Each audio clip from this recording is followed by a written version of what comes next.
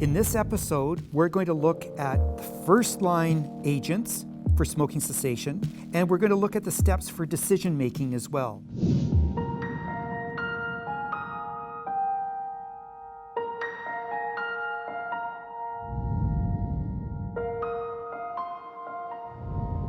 I'm John Shasky, a clinical pharmacist for the last 40 years, currently clinical instructor at the University of British Columbia. I have won several awards, both provincially and federally, on innovation, and as well an award for Agent of Change from the University of British Columbia. This is Series 2, Episode 2, looking at the effective algorithm for smoking cessation.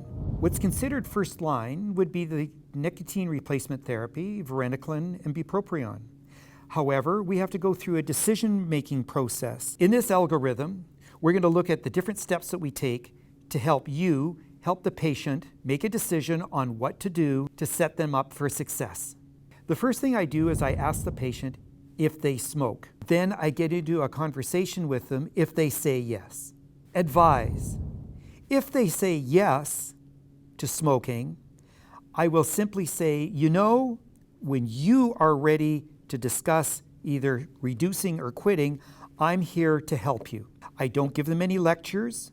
I just leave it at that. And usually, if there's any interest at all, that's when they approach me and makes it better for success in the long run. The next step I do is motivational interviewing. What I talk about is some of the benefits of quitting. I talk about the 43,000 Canadians a year that die from cigarette smoking. I talk about the health risks. And then I talk about how much it costs. Currently, if you're a smoker in Canada with 20 cigarette a day habit, you're looking at approximately $3,600 that is spent. Translates into roughly $5,000 pre-tax. What happens when patients quit smoking? Smokers who successfully make it 1 week without smoking are 9 times as likely to be successful. After 1 year of quitting smoking, your lungs will have experienced dramatic health improvements in terms of capacity and functioning. In 3 years after quitting smoking, the risk of a heart attack has declined to that of a non-smoker, and 5 years after a patient stops smoking, their risk of death from lung cancer has dropped by half compared to when they smoked. At the decade mark, the risk of dying due to lung cancer has decreased to that of a non-smoker. And at the 15-year mark, the risk for heart attack and stroke has decreased to equal that of a person who has never smoked before. The next thing I do is I simply ask the patient, imagine what it would be like if you don't smoke. What would it look like? I then just get into general discussion with the patient and I find out where their importance is in the smoking. Is it such as our example in the previous episode where the lady wanted to look better, but she also, I found out, didn't want to smoke in front of her children anymore? Or if they need to spend less money on cigarettes and more on themselves, education, savings, retirement, whatever it is. So I always find out why they really want to quit, and I feel that is the nugget to keep bringing them back when they're coming up with challenges.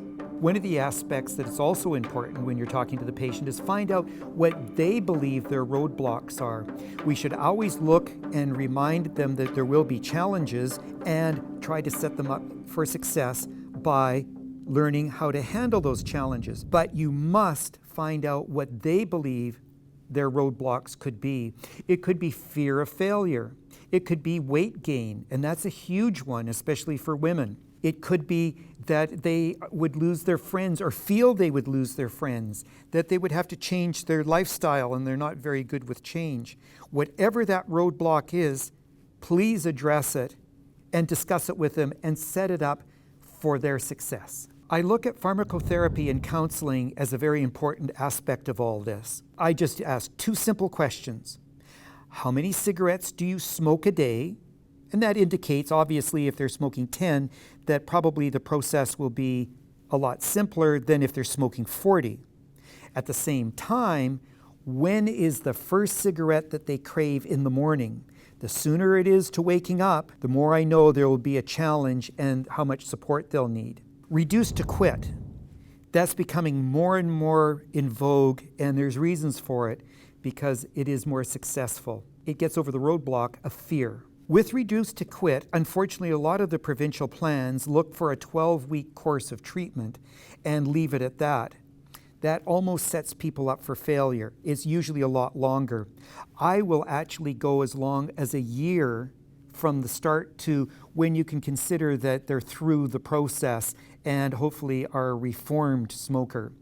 So I might even have them reduce by just simply eliminating some cigarettes over the first 3 months or even 6 months, and not initiate therapy till a certain time, or just start to add in short-acting nicotine replacement therapy, gum, for example. And as always, I use my checklist. The worst thing you can do for time wasting is to forget to get a piece of information or tell somebody something and then have to contact them later. It just is a waste of time. The checklist I use is provide guidance on using medication or a device. Make sure that's done thoroughly.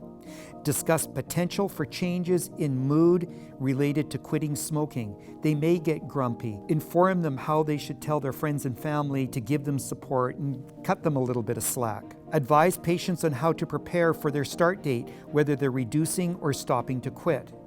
And it's really important to do that and to think it through carefully with them. By doing it once, so much easier. Discuss smoking routines and triggers and identify strategies for managing cravings. The two most common ones are getting into the car and drinking coffee. What can they do differently to break that cycle? Remind patients that they will need to reduce their caffeine intake by 50% if they consume more than 5 cups per day, because of course, with cigarette smoking, it breaks down the caffeine in the body so they can drink more. Now, if they drink 5 cups or more, they could be a little jittery as they're getting off their cigarettes. And then current medication doses may need to be adjusted once the patient becomes smoke-free. And that could be with insulin or warfarin, people on methadone, clozapine. All those things interact with cigarettes and need to be adjusted and monitored appropriately. Now, I would like to mention that there are 2 first-line treatments we're going to briefly touch on: varenicline and bupropion. Both have their dosing schedules, their advantages, and their disadvantages. What I'd like you to do for further information is go to Pharmacists for a Smoke-Free Canada or click on the link below. In our next episode, we're going to talk about nicotine replacement therapy.